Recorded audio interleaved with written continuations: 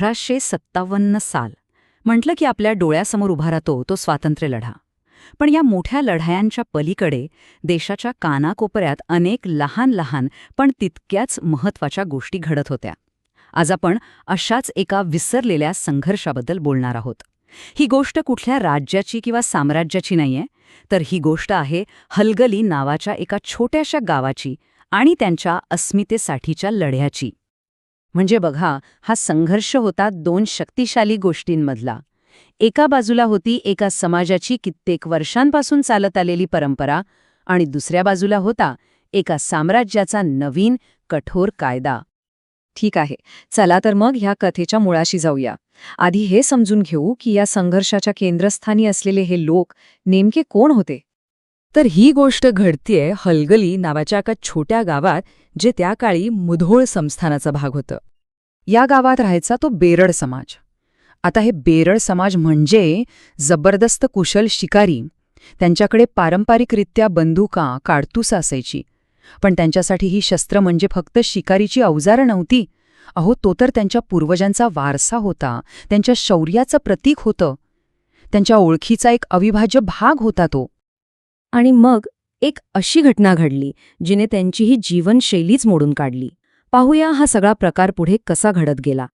ते साल होतं 1857. ब्रिटिश सरकारने एक असा नवीन कायदा आणला जो बेरड समाजासाठी सगळं काही बदलून टाकणार होता. हा कायदा होता शस्त्रास्त्र प्रतिबंध कायदा. आणि या कायद्यानुसार काय होतं तर सरकारच्या स्पष्ट परवानगीशिवाय कुठल्याही भारतीयाला शस्त्र बाळगता येणार नव्हतं. सरळ सरळ मनाई होती. आता बेरड समाजासाठी याचा अर्थ काय होता? हा काही फक्त एक कायदा नव्हता. हा तर त्यांच्या ओळखीचा एक महत्त्वाचा भाग सोडून देण्याचा थेट आदेश होता. त्यांच्या शिकारी म्हणून असलेल्या ओळखीला आव्हान होतं. आणि त्यांच्या सांस्कृतिक वारसासाठी तर हा एक खूप मोठा धोका होता. तर मग त्यांच्यासमोर एक मोठा प्रश्न उभा राहिला. एक मोठा पेच प्रसंग होता हा, की नवीन कायद्याचं पालन करायचं की आपल्या पूर्वजांपासून चालत आलेल्या परंपरा जपायच्या. आणि जेव्हा हा अशक्य वाटणारा निर्णय घेण्याची वेळ आली तेव्हा हलगलीच्या बेरडांनी एक धाडसी निर्णायक पाऊल उचलला. त्यांनी सरळ सरळ बंड पुकारलं. ज्या शस्त्रांनी त्यांना त्यांची ओळख दिली होती ती शस्त्र जमा करायला त्यांनी ठाम नकार दिला. आणि यावरूनच त्यांची एकजूट दिसून येते. बघा, हलगलीच्या बेरडांनी बंडाची घोषणा केली, पण हा लढा फक्त त्यांच्यापुरता मर्यादित राहिला नाही.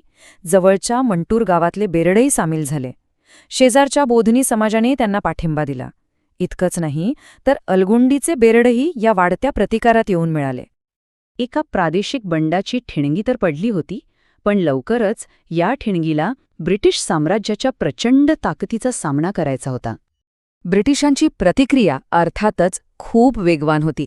त्यांनी हे बंड चिरडून टाकण्यासाठी आपलं सैन्य थेट हलगलीमध्ये घुसवलं.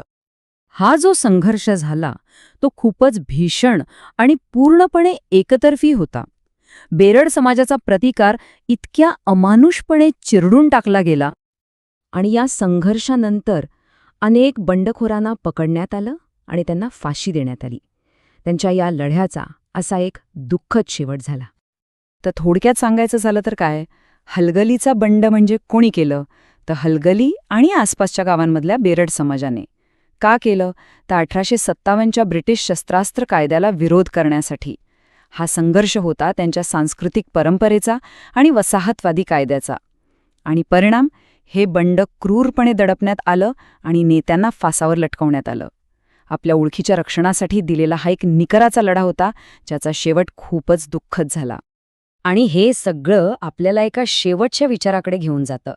हलगलीची कहाणी तरी कशीबशी इतिहासात नोंदवली गेली, पण विचार करा, अस्मितेसाठी दिलेले असे कितीतरी लढे असतील जे काळाच्या ओघात असेच पूर्णपणे विरून गेले असतील, ज्यांची कुठे नोंदही नसेल.